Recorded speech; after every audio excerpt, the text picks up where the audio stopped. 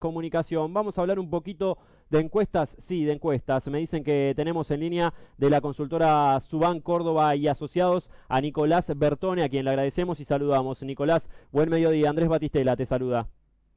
Hola Andrés, un gusto, muchas gracias por invitarnos a compartir este estudio que hacemos regularmente todos los meses desde la consultora Suban Córdoba. Analizamos las principales variables del gobierno con una muestra nacional, con un grado de error de 2,8% y que en esta ocasión, en esta entrega, estamos analizando el año ya de gestión que lleva Alberto Fernández al frente de la presidencia. Bien, Nicolás, ¿y qué podemos decir en torno a la percepción de la gente sobre la imagen, por ejemplo, de Alberto Fernández? ¿Es buena imagen? ¿Es quizás un poco menos de lo que el gobierno desearía? ¿Qué pudieron medir? Bueno, a ver, un dato significativo en lo que viene a la gestión de Alberto Fernández, que una de las principales variables siempre a comparar, es que tras un pico de su aprobación de gestión que había superado el 90%, según habíamos marcado en marzo con las medidas sanitarias y esas primeras justamente medidas sanitarias que hacen a mostrarlo en un liderazgo proteccionista de todos, venía cayendo hasta llegar al 52% de aprobación en la última encuesta de octubre, y para esta última medición tiene un detenimiento ese caído y asciende a 54 puntos, el 54% de los argentinos está aprobando la gestión de Alberto Fernández. Nada mal para un año como ha sido este de la pandemia, pero sí queda mucho por hacer y mucho por cumplir de algunas promesas que todavía no se ven en la gestión del presidente. Claro. Veía por ahí, porque estaba chusmeando un poquito de lo que fue este sondeo, Nicolás, en torno a si se tuviera que votar para presidente y vice hoy mismo y los candidatos y las candidatas fuesen los mismos que el año pasado, o básicamente fuese Alberto Cristina contra Macri Pichetto. ¿Qué encontraron ahí?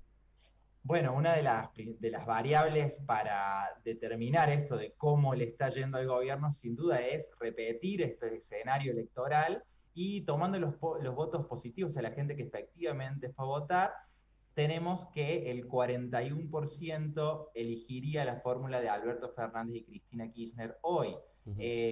Si bien es menor el porcentaje a lo que obtuvo en las generales del año pasado, sigue siendo una masa crítica importante y a su vez al frente tiene un opositor mucho más debilitado, junto por el cambio, la fórmula de Macri Pichetto solo obtendría el 25% de los votos, o sea, una reducción significativa de su caudal, y suben otras personalidades, otros candidatos como Expert, que ha radicalizado un poco más su discurso y se ha mostrado en una dinámica, sobre todo en redes sociales y apelando a algún grupo más juvenil, con 7 puntos que obtendría hoy ese espacio libertario, ¿no? Claro, ahí hay una lectura política interesante, Nicolás, porque pareciera que este sector de la derecha más radical, más extrema, ha ganado terreno por sobre la derecha de Mauricio Macri y de Juntos por el Cambio, que esto de polarizar los discursos puede terminar funcionando.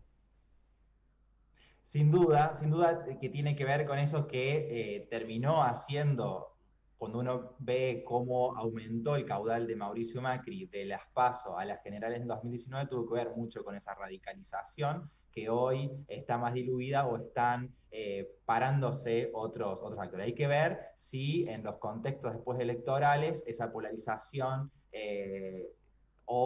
esa polarización no lleva a que nuevamente se concentren en un frente como el de Juntos por el Cambio de los votos.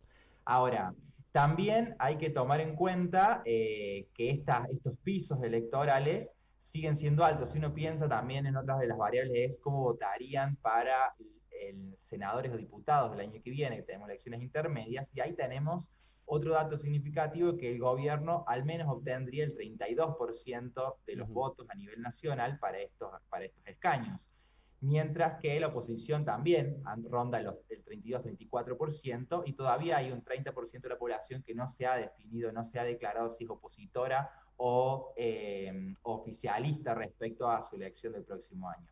El gobierno, en esto que venimos analizando de su año de comunicación, le resta todavía cumplir algunas tareas, sobre todo desde el punto de vista de la comunicación, de cómo diversifica los mensajes y cómo hace que la gente se sienta escuchada. Una de las variables interesantes que hemos medido es si el gobierno le habla a todos o le habla solamente a los oficialistas. El 50% de los argentinos considera que le habla a los oficialistas. Entonces, acá tenemos que hay un 55% que cuando uno le pregunta si se siente escuchado o incluido en el mensaje, se siente muy o algo excluido. Entonces, ahí tendrá que rever el gobierno si le es suficiente ese porcentaje que tiene para mantener las mayorías o tendrá que empezar a diversificar su mensaje y a tener respuesta para todos los públicos.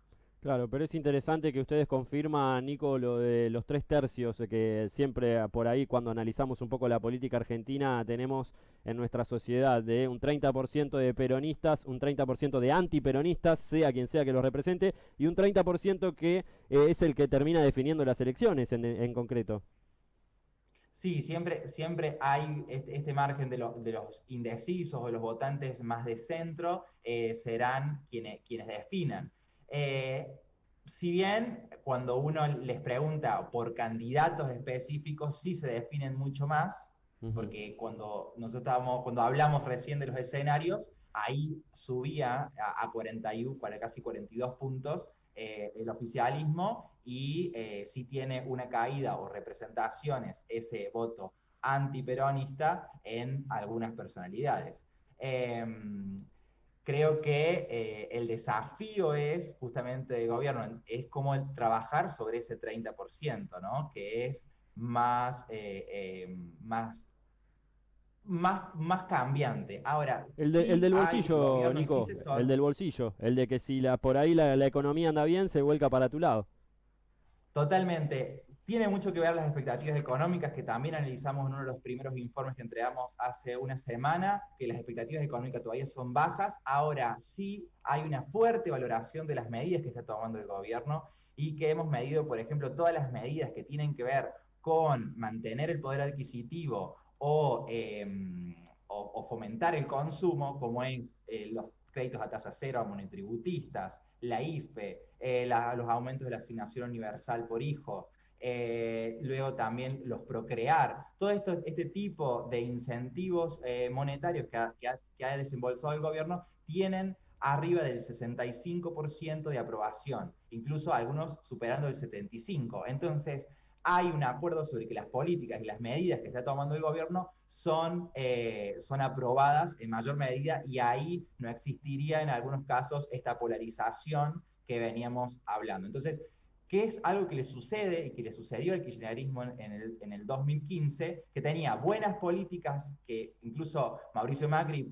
luego de esas pasos que fueron formidables, termina diciendo, bueno, voy a seguir apoyando, voy a seguir con las medidas que el gobierno ha tomado en buena dirección, como eran la asignación, el procrear, aerolíneas argentinas, y que en realidad hay un descontento a veces que siempre es del orden de la comunicación, que tendrá que un poco revertir el gobierno, como decíamos, para lograr ser más efectivos en que esas buenas valoraciones de política se traduzcan en buenos apoyos electorales y comunicacionales. Claro, ustedes preguntaron directamente por sentimientos, por lo que estoy viendo en el informe, gana incertidumbre y decepción, está por ahí muy cerca también, Nicolás. Sin duda. A ver, también para medir los contextos usamos los sentimientos. Hay un 60% de sentimientos negativos respecto al contexto actual. Es normal, digamos, más que normal, no es llamativo para el momento en el que estamos. No, claramente digo, si uno ve lo ve en comparación con las otras variables que venimos hablando, no todo repercute sobre el gobierno, pero sí tiene fuerte incidencia. Sin duda que el contexto de la pandemia y el no cumplimiento de promesas como bajar la inflación y controlar, digamos, el aumento de precios y el poder adquisitivo aumente, no están siendo promesas cumplidas y sí hay ahí un sentimiento de decepción que puede estar en torno a esto, pero también hay una fuerte incidencia del contexto. Siempre decimos el contexto manda, y el contexto, uno no solo dependen de decisiones políticas, sino también, con este caso, de un virus que sin duda es difícil de controlar. Nicolás, no nos conocíamos, pero por lo que te escucho me parece que sos cordobés, ¿no es cierto? Totalmente, de acá desde Córdoba. Bueno, nuestra empresa está radicada acá en Córdoba, por más allá que hagamos estudios nacionales, tanto Gustavo Córdoba como Paola Subán, que son los directores de esta consultora, que buscamos siempre compartir análisis y disfrutamos mucho de compartir excelentes preguntas como hacen ustedes, Andrés. Lo que queríamos preguntarte en este caso, apelando a que sos cordobés, es qué percepción hay en Córdoba en este momento, por lo menos que vos puedas contarnos, por estas rarezas políticas que por ahí en otros puntos del país no entendemos, ¿no? Que el gobernador es peronista, pero que cuando aparece Cristina hay una masa de un 70% que le vota en contra, sea lo que sea, pero sin embargo después en Río Cuarto el domingo pasado terminó ganando el peronismo. Es una rareza la de la política cordobesa, ¿no? Bueno, es una rareza porque el peronismo ha entendido la sociedad cordobesa y ha sido una relación mutua, ¿no? Tenemos un peronismo diferente, eh, porque el peronismo que inicia, digamos, este proceso con José Manuel de la Sota comprende algunas ideas, como nosotros decimos, el cordobesismo, y lo resignifica en peronismo, que era esta idea de que el radicalismo había consolidado como la isla, que había marcado ese concepto Angelos, como gobernador, y nosotros lo seguimos como el corazón del país, lo siguió el peronismo. Entonces hay como una idea de que en Córdoba tenemos otros matices y otras formas de ser de ese partido. Entonces, tenemos en las principales ciudades y en gobernación, gobernando al peronismo, pero que ha tenido distintos matices respecto a lo que es el kirchnerismo, como se ha entendido muchas veces muy desde la ciudad o conurbano bonaerense. Acá sí es transversal el anti-kirchnerismo, entendido desde este punto de vista del cordobesismo como un ataque que hubo ya sea por las retenciones, ya sea por problemas de fondos, de coparticipación, que fueron muy discutidos. Entonces, hay como mucho sedimento a eso. Creo que Alberto Fernández empezó un camino a desandar, de mostrar otro tipo de gestión respecto a esto, y pareciera que en Río Cuarto consiguieron la unidad. Veremos si para el año próximo, elecciones intermedias, el gobernador decide acompañar en lista unificada o no. Claro, Sin duda los actores no son los mismos y los contextos también son diferentes. claro. Pero sí tenemos otra lógica de cómo entender al peronismo. Incluso el kirchnerismo es diferente acá en la provincia, con estas ideas que pueden ser en algún sentido más conservadoras, se podría entender, o que es muy arraigada a un sentimiento de pertenencia local. Claro. Nicolás, te agradecemos muchísimo por esta nota acá para Agencia DERF, que va a estar reflejada esta tarde en el portal, y en cualquier momento te volvemos a molestar para seguir charlando de todo esto. Será un gusto, Andrés, y quedo a disposición. Un Saludos. abrazo. Chau, chau. Nicolás Bertone de la consultora Córdoba, Subán Córdoba y Asociados.